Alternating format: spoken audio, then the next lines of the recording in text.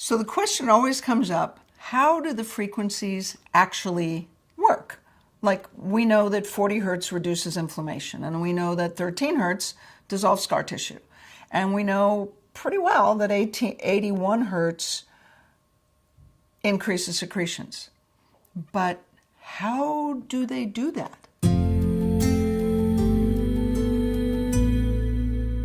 In point of fact, your cells, every cell in your body, in every tissue, everywhere, every cell in your body has these receptors on the outside of the cell that act like little antennas, right? And those antennas are connected on the inside to the genes. Well, they're actually connected to kinases, but that's another thing, that are connected to the genes that make the cell do whatever it does. So in your liver, those cells produce enzymes. And in your pancreas, they produce insulin and they produce enzymes.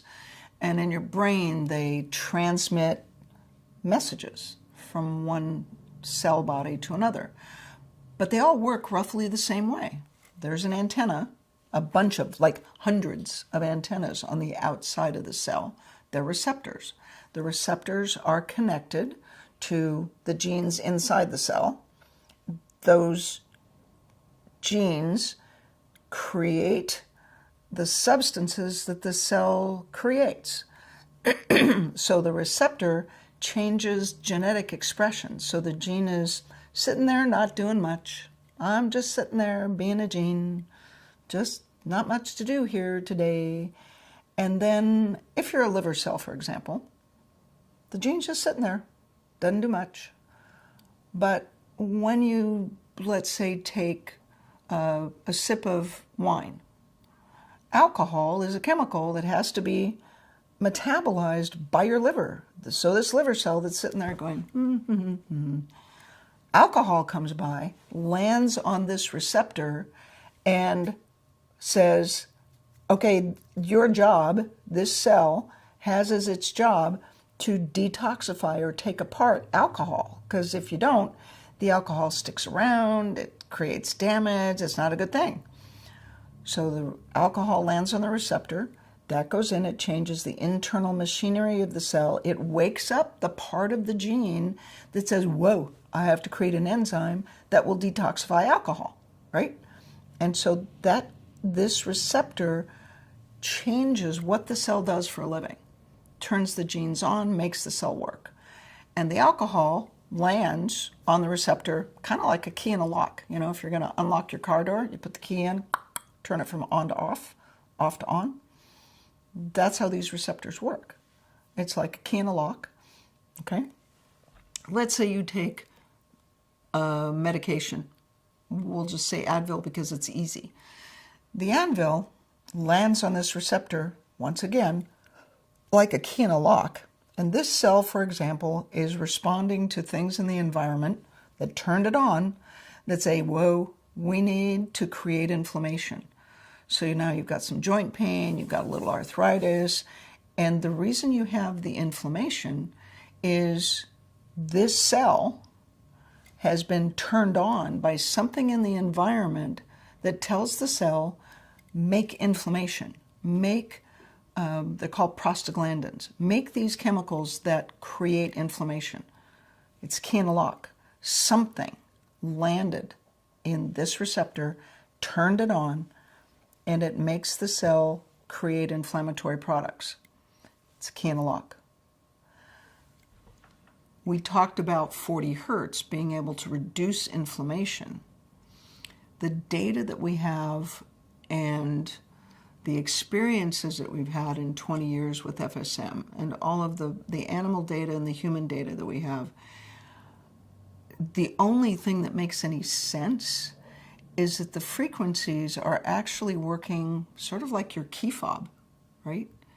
The drug, the Advil, turns off inflammation like a key in a lock, lands on the receptor, says, hey, don't worry about inflammation, turn that off. It takes a couple hours, but it works, right? The frequencies act like your key fob, turning the lock, changing the receptor instantly to turn that inflammation off with a signal. So the inflammatory cytokines, there are these peptides that we measured in fibromyalgia patients, and the only frequency combination that works for those is 40 hertz on channel A and 10 hertz on channel B in this specific population of fibromyalgia patients. And all of the cytokines drop by factors of 10 and 20 times in 90 minutes. Those cytokines, those inflammatory peptides, are created by cells that are producing them. When you use medications to change cytokines, the biological drugs in rheumatoid arthritis, for example, it takes months. It takes 60 to 90 days to bring the cytokines down. The data that was produced with frequency-specific microcurrent with 40 hertz on channel A and 10 hertz on channel B, that is unprecedented. It is unheard of. There is no earthly way. There is no way, no other way, to reduce inflammatory cytokines by factors of 20 times or 10 times in 90 minutes. The only thing that makes any sense is that signal, 40 hertz on A and 10 hertz on B, that signal changes the receptor, and that receptor changes what the cell does for a living. Turns off the cytokines. And we think that the other frequencies work roughly the same way, that the frequencies to dissolve scar tissue work to vibrate with the crosslinks that tell the cells to stick together, that tell the cells to be shortened and tight.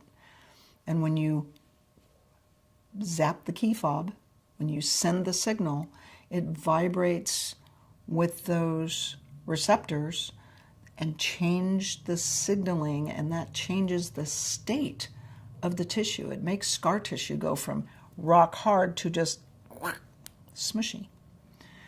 So that's the model we have. The good news is that it is testable.